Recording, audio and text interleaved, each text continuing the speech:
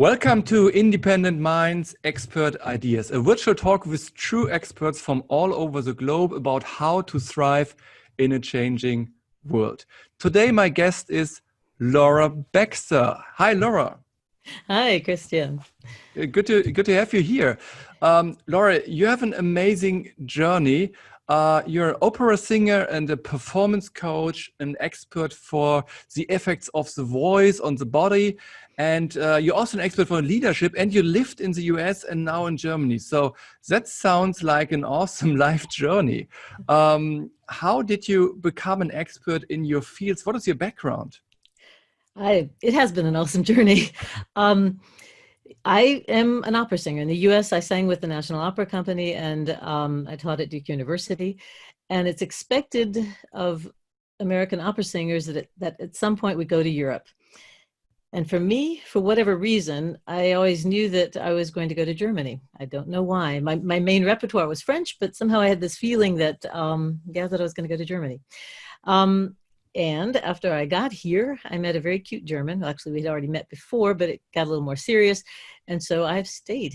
And I've been here for about 25 years now, a long time. That's a long time. Yeah, Yes, absolutely. it is. And you also speak excellent German. Oh, What I thank know. you. For anybody listening to this, he's being very nice. Thank you, So though. 25 years in Germany, which is, I think, also a transition. But you also made a transition in your professional life. So you have been an opera singer, or are you still working on operas? I still, not operas, but I still sing concerts, yes. Yeah, you Verdi still sing Requiem, that concert, kind yeah. of more oratorio, yeah. So why did you leave the opera world, or why did you choose to become to hop on another career? Well, that was an interesting path. I mean, when I got to Germany, I continued to do auditions for opera. And I noticed we had rather soon after we got married, we had two children. And I noticed when the children were small, during that time, I still had different performances, either in the US or in Israel or in Italy. But as I was auditioning here for more permanent positions, I noticed that during the auditions, little mistakes would come in. Just arias from operas like Così fan tutte. I've sung Dorabella and Così fan tutte over 300 times on the stage. And I noticed that these little mistakes kind of found their way into the audition. And I wanted to understand that better. And this was a good 20 years ago. So what I did, I learned about a method that's called NLP. And I wanted to learn more about the psychological side of performing, both for me and also for my students at the university here in Erlangen. And so at that point, I began the entire certification to become an NLP trainer, an NLP, so practitioner, master trainer, and then I'm a master trainer in NLP, in neuro-linguistic programming.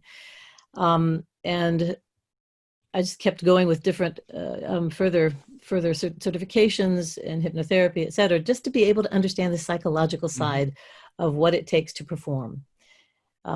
At the beginning, it was just to help me, my performances, my students. And it didn't take very long before I was being asked to come work with leaders, executives in different companies. And that's how this whole path really started. Yeah. And interestingly enough, at that point, I began looking less at just the voice and the body language, which had been part of my life for so long, and the psychological side of performance, and more the general. I began asking what the general question of what is presence? What does it mean to have presence? Because at the end of the day, that's what we want when we're giving a presentation, or when we're in a meeting, or when we're having just a discussion with one other person. What we really want, especially if you're in a leadership position, is to have true presence. With that, that's both the ability to own the room, as you know, is what I train people to do, but also to have a strong inner presence where you're connected to you're connected to your values, you're centered, focused. And that's how it all began. And I think that's also deeply connected with something everybody achieves in life and needs to achieve, that he needs to establish a good presence for himself in a private life, but also in a professional life. And that is also the topic of your article in our new book, which is called Independent Minds, Expert Ideas. And oh, you have it there too. I do, Amazing. yes. Yes. So it's out now, and you can buy it everywhere in bookstores all over the world. And you wrote an awesome article with the title "The Power of Presence in an Ever-Changing World." What is the core message of your article? We hear a lot in business about agility, about resilience. But really at the core of both of those words is presence, the ability to be centered and focused and to remain calm, not necessarily detached, but absolutely centered as you're experiencing change. It doesn't matter what type of change. Anytime that we're put into a situation where change occurs, and change occurs every day in many, many, many ways, large or small, it's important to stay connected to yourself. Mm-hmm. And that's what the article's about, is how to do that. In the article, I talk about what exactly presence is and how really to stay connected to yourself. Yeah.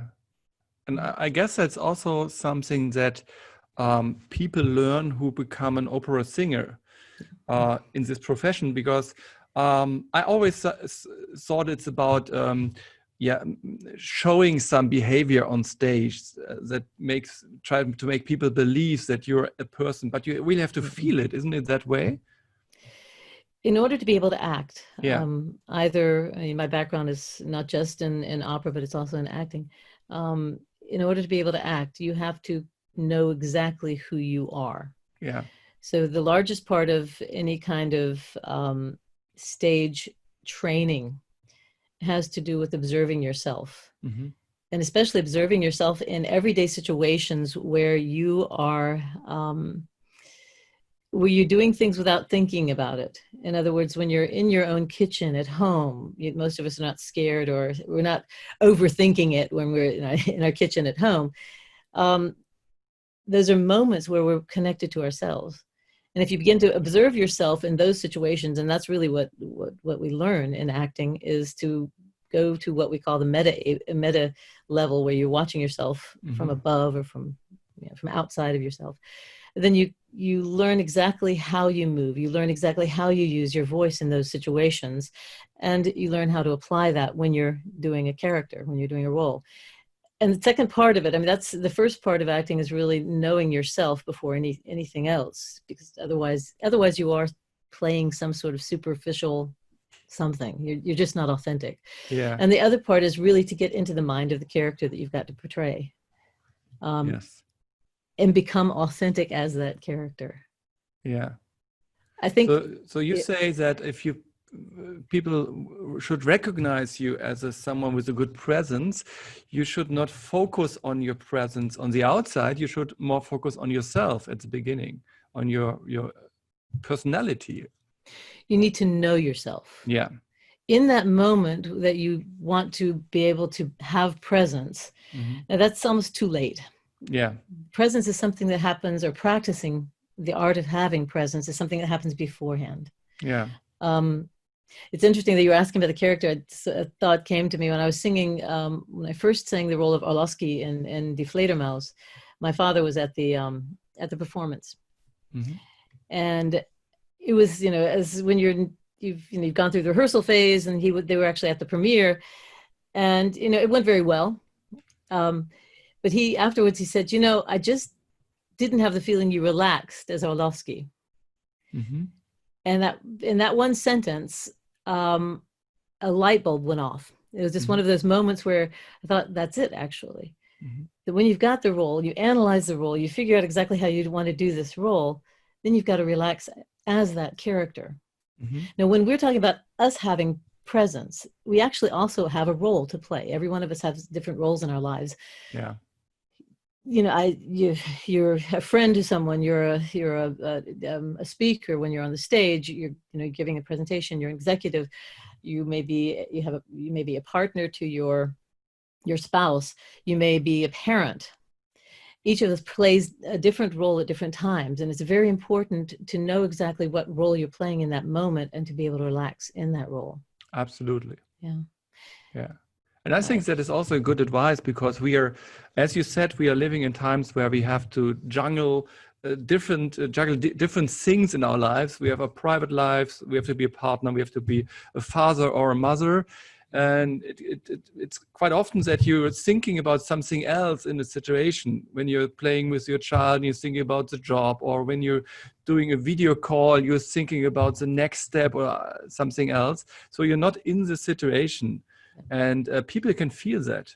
Yeah. That, they right. can feel that, and you're not as agile. You're not, if you are not in that moment, then it's harder to react to what's going on around you. Yeah. For me, I think one of the most enlightening moments was several years ago, or I think this best describes what I try to help my clients to experience. Several years ago, I was singing the Verdi Requiem, which, if you don't know the piece, it's a huge, bombastic oratorio with about a 200 person choir and almost as large as that orchestra. It's huge. And the mezzo, which was my fach, it has a lot to sing in it.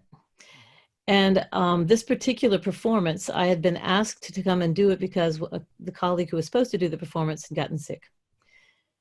And I really didn't have a lot of time to think about anything. I'd been doing a lot of Verdi's that year, a lot of Verdi Requiems that year. And I got to this performance. I actually got to this town where I was doing this performance at about 2 a.m. the night before the performance itself, because I'd found out the day before that I'd be doing it. So I really didn't have a lot of time to do a lot of thinking.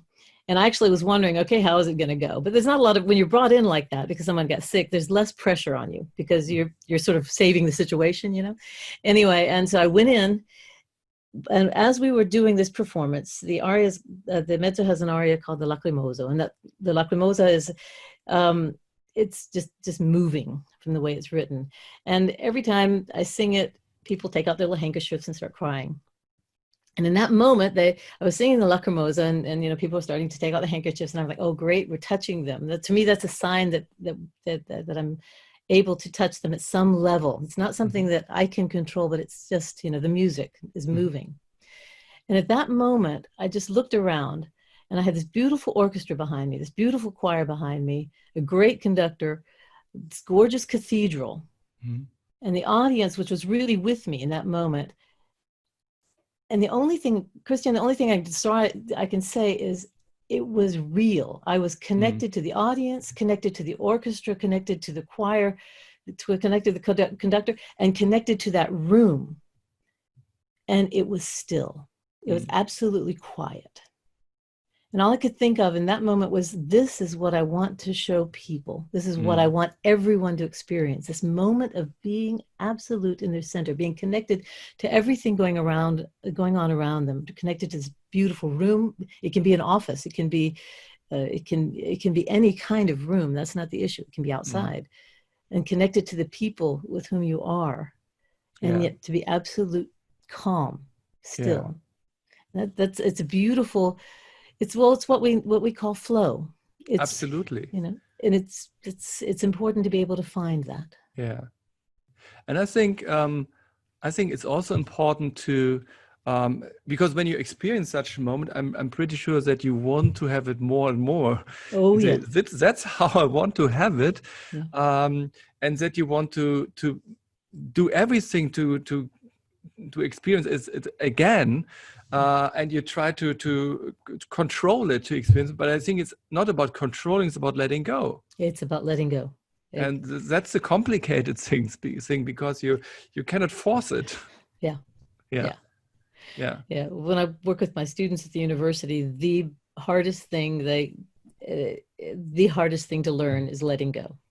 Yeah. Because we all want to overthink things. We all want to we want to make it happen somehow, and you can't. Well, you can make some things happen. I don't want to say that that's, I don't want to say that ambition or trying or whatever is difficult, but to really connect that to this moment, the moment in which you live, has to do with, as you said, letting go.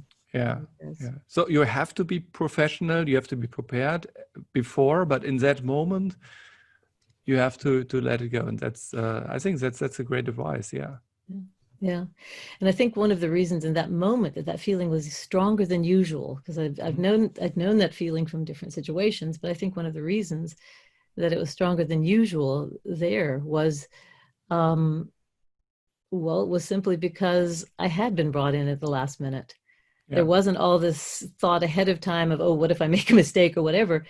It was just being in the moment.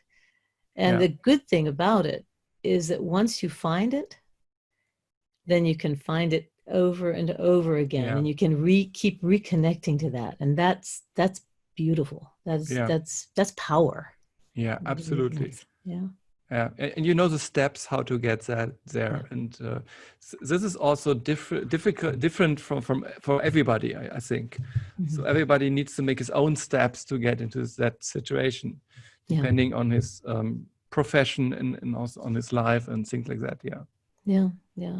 Absolutely. And it also has to do with preparedness. I mean, obviously, if I, hadn't been prepared for that, then it would have been harder to find that moment. But it has to do with so many different factors. I mean, presence, I think I mentioned this in the article as well, presence has to do, the research that I've done on presence, it really has to do with 4 aspects. One is this inner presence, the other is the outer presence, owning the room. And the other 2 aspects are being connected, or what I call clarity. And that's being connected to your values, being connected to your goals, what exactly you want to achieve in this situation, and being connected to your mission, your vision. Yeah. And the last section has to do with the last aspect has to do with being able to connect to people and have an understanding of human nature. Yeah. And really, in order to feel that moment, be in that flow, you need all 4 of those aspects. Yeah. So what I learned about presence is that it's from you now is that it's not about that you think about how to behave, but more how to be. Yes, that's a great description. Yeah, and exactly. Yeah, that's what it is. Yeah, that really is what it is. In your chapter in our book, you really describe these different aspects on presence. You mentioned there are 4 different aspects of presence in life. Can you explain that further? Okay. Well, actually, like I said, the inner presence is very strongly the ability to connect to yourself. The outer presence is being able to control the voice and body language so that you really own the room, but also the outer presence has to do with understanding the room itself, understanding how the acoustics are. If we take just the example, and not many of my clients are going to be singing an oratorio or something like that. This is not about singing. This is about in the situation in which you find yourself where you want to exude presence. What is the room? What is the atmosphere that you're creating as well to support you in getting your message across?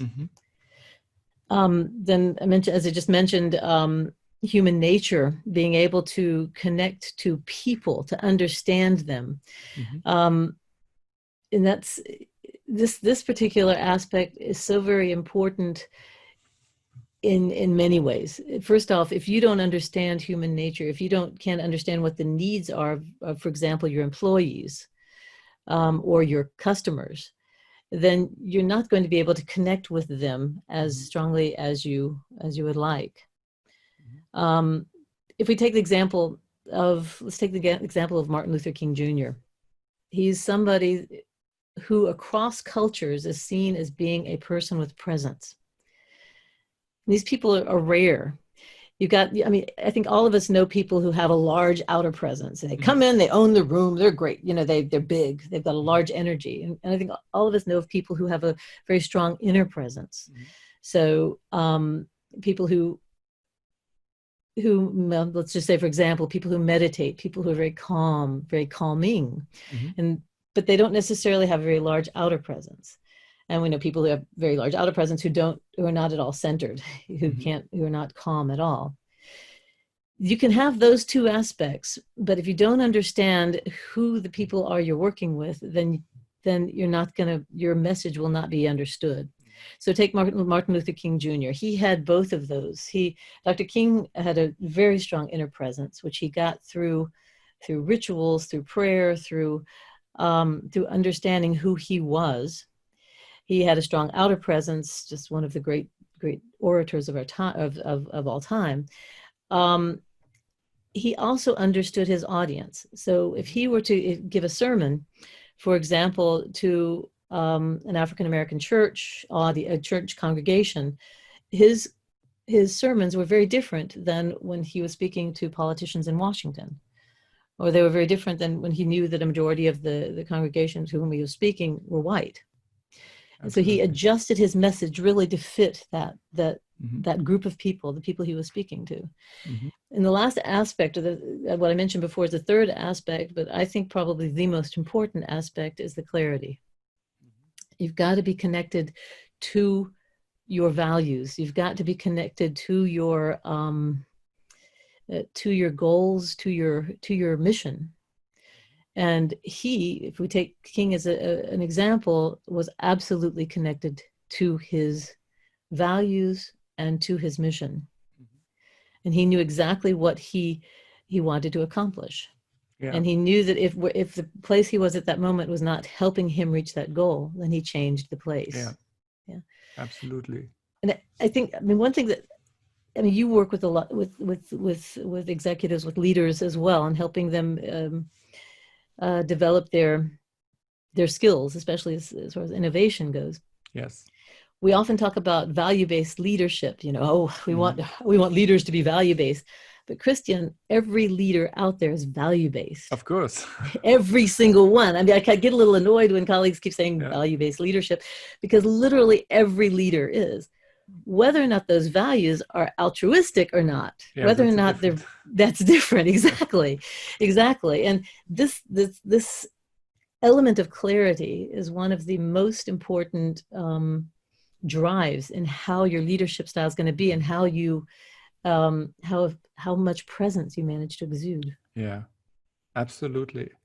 And I think that's an so important topic that is not only valuable in business life, but all over your life. You can use that, and because we interact with people every day in different situations. But at the moment, it's not so easy to interact with people. We are all in the COVID situation, Corona situation all over the world. I also had this in the talks with the other authors, the situation. And I think when it comes to presence, that is also a difficult situation for many people, especially for leaders. Because leaders who lead with their presence in their office, they are not able to do that right now, because they are in the same situation that we are in. We are having a Zoom conference, employees are at home. Do you have any advice how people can use their presence in a digital world? Yes, there are a lot of different ways. And it has to do also not only with just presence, it also has to do with building up trust. Yeah. You need to understand, just as when you're giving a live presentation, you need to understand all of the medium you're using. You need to understand your PowerPoint. Do I even need to have it at this moment, et cetera? You need to understand what effect it's having. You need to understand the room. You need to understand the audience, all the things we've already mentioned. With online meetings, when you're the only contact you're having with your team or with your customers is virtual, you need to understand the technique that you're using, and you need to understand how you appear on it. And that's everything basic from having the things we can't control always, having a good enough internet connection, to really understanding, first off, where's your camera? When you're speaking to people, when you're listening to people, are you looking at them? Because often, and I've had so many different talks where, for example, the camera is here and the screen is over here. So they're looking, so it's as if I'm talking to you and I'm looking at you, but it looks to you, or appears to I assume it appears to, it certainly does to me. Yeah. Exactly, like I'm doing something else. And often we're typing or whatever, so it really literally looks like this person is not paying attention. Yeah, absolutely. Just like in real life. But in a live situation, we're much more aware of these really small factors. Yeah. So make sure you know where your camera is. And if you have to look over here because you want to see the person, then say, look, you're over here. I apologize that I'm looking this way, but I can't get the camera over here to work, or whatever, Yeah. whatever the factors are. Make sure the other person understands that you are with them. Yeah. The small things. And the other thing, for example, I had a coaching the other day with the head of an institute, who just an amazing person. But we were working on some rather intense things. And I noticed as she was talking to me, I would every now and then say yes, or some sort of affirmation type, type thing. Mm-hmm. But she had me on speaker on her side. And I noticed that my reaction to what she was saying, because of the delay on Zoom or on any platform that you may be using, actually occurred much later. So she was already talking about the next topic, or she was already in the next sentence. And then I interrupted her, because when I actually did the that was a long time ago, and I interrupted her, and that totally bothered her. She didn't totally bother. She continued to talk. But those are factors we have to be aware of, that the whole communication process online is different than in live. Something that would have been a normal reaction was all of a sudden an interruption. Yeah. So there's a learning curve for many people and for everybody in this situation, but I think it's worth it, because we are striving to a digital world, more digital world. And I think this world has made a huge step now to be more digital through the coronavirus situation. The final question for you, because we have this book, we talked about a changing world and how to deal with that. How do you see the changes in the world? What do you think will the future have prepared for us? And what is your recommendation how to deal with that? You're the innovation person. From your expert perspective. I'm fascinated by it, because, like I said, you're the innovation person. I'm fascinated by it because I see several things. I see in this, and it's not been easy for any of us. Interestingly enough, I've got clients who find it much easier to work with their colleagues now, especially colleagues with whom they had difficulties before. Mm-hmm. Now that they've got the distance of being able to be at home, when they communicate, a lot of conflicts are no longer there. And then I've got other clients where all of a sudden there are new conflicts coming into play. So I find that aspect, just the change of relationships as we've known them thus far, I find that fascinating. As far as the future goes, who can say? I think we're going to be much more hesitant to get back into the new norm, whatever that ends up being. I believe also with that transition, there are some trust issues that have to be dealt with, because all of a sudden, let's say in June or July or whenever, whenever your company decides it's going back into its building, if they're not already there, you've all of a sudden got the social distancing. So body language will change in itself. Yeah. I've experienced that when I've been out walking and meet a neighbor, and you want to greet them as you usually would, and all of a sudden you sort of take a step back and social distancing, and you've got a mask on. I don't have my mask here right now, but you've got a mask on blocking your face as well. And that the natural reaction of us as humans is to not trust that person, even if we know who it is. There's this a little bit of lost trust there, and those are all things we'll have to deal with. I hope for the world, oddly enough, that we actually do stay online more than we did before, that there's less travel, that I'm a person. I love contact. I wish we were doing this absolutely live in the same room. It would just be great to see you, see you in person and be able to just chat. But I think for the environment, I think for just society in general, I think we need to look at the possibilities that this situation has opened up for us.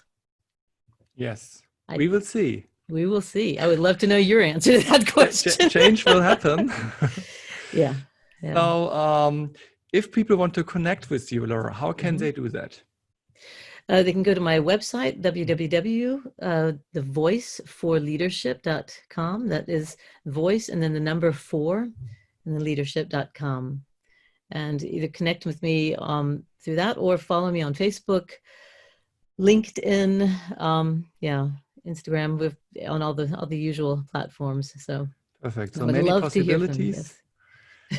And we put all the links also in the show notes under that video that you can also access. And if you want to read more about the topic of Laura and also the other amazing authors, we have a book recommendation for you. This is available now all over the world. Yes. in bookstores, also on Amazon, wherever you want to buy it. And it's really worth reading it. A lot of amazing colleagues with their expert topics. A highly recommended book. Thank you, Laura, for being here. It was a pleasure. Thank you, Christian. Thanks for having me. Goedendag, mijn naam is Paul Ter Wal en de groeten vanuit Zwolle in Nederland. Dumelang go tswa kwa Afrika Borwa, leina la me ke Ogopoleng Mushi. Hello, greetings from West Kirby near Liverpool in England. My name is Chris Davidson. Moin und hallo aus Berlin, Deutschland. Mein Name ist Ilja Gee. Good day everyone, my name is Lindsay Adams. I'm speaking to you today from Brisbane, Australia. Hello, and greetings from Erlangen, Germany. I'm Laura Baxter. Hi, ek is Sigi Lange. Ek is van Windhoek, van Namibia. Hello and greetings from West Wales. My name's Rebecca Jones. Hallo aus Düsseldorf, Germany. Mein Name ist Christian Buchholz.